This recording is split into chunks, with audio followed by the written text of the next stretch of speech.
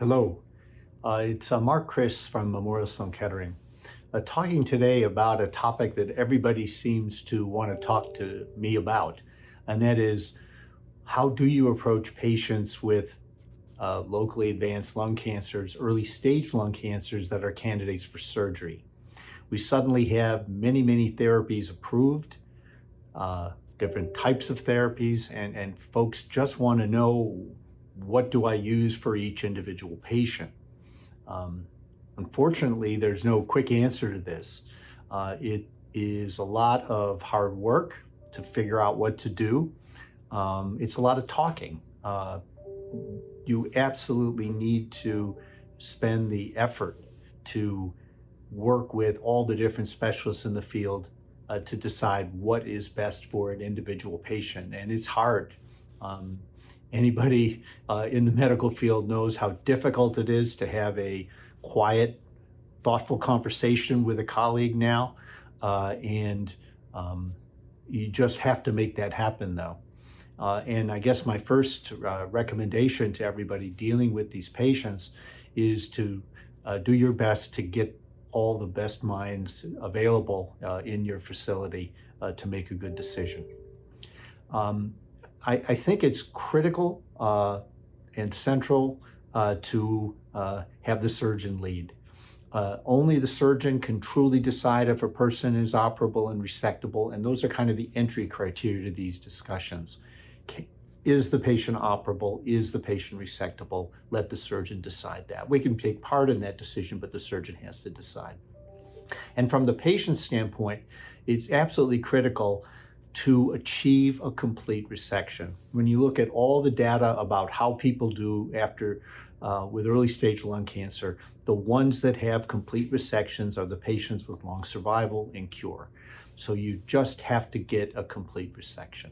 And any thing that can be done to achieve that, you must take that step to have a complete resection. But we know that even with complete resections, patients recur. And nowadays, with great surgery, better technique, the recurrence is almost always metastatic, almost always systemic. So to improve upon the results with a successful surgery, we must add a systemic therapy. And suddenly we have chemotherapy, targeted therapy, immunotherapy, all on the table, and now all approved for patients with early stage lung cancers. What do we do?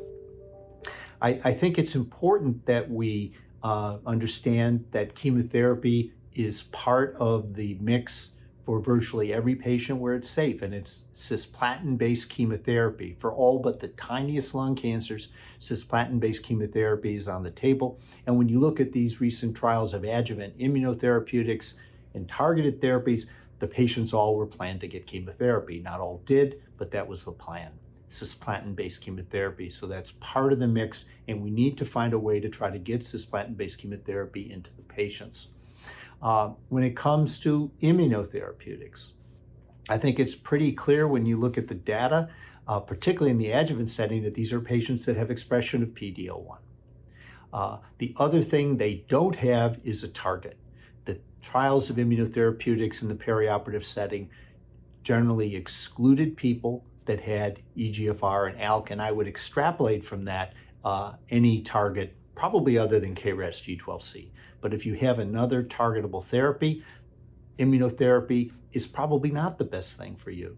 And when you look at the data in the subgroups there, the data shows that. For targeted therapies, their immunotherapeutics are of limited or very small benefit, even in the setting of high PD-L1. So what I'm getting to is the need to test patients. You need to know whether they have a target. And if they have a target, in addition to chemotherapy, you got to think of a targeted therapy. If they have a target and have expression of, if they don't have a target and have expression of PD-L1, you have to think of an immunotherapeutic. What's the order? I'm a huge proponent of neoadjuvant therapy. I think it's critically important to be able to assess whether a treatment is helping, to continue it or discontinue it. And now we have regimens of neoadjuvant therapies, particularly for immunotherapeutics, with the recent approval of nivolumab in chemotherapy. Please don't forget postoperative radiotherapy. It clearly cuts down on recurrence in the mediastinums, twice as good as no port.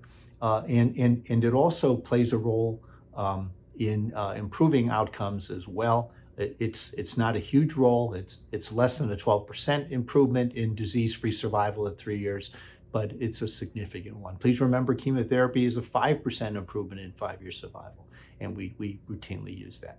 So, in summary, there is no one-size-fits-all anymore. It's important to put your team together. It's important to have a really good dialogue about what's best for this individual patient.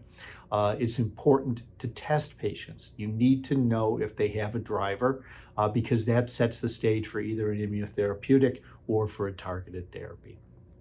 And don't forget port. Get your radiation oncologist involved to see if a plan can help that patient with mediastinal disease. Obviously, it's for N2 disease, not for others. We have a lot of new tools now, a lot of questions, but a huge opportunity to do better for our patients with locally advanced lung cancers.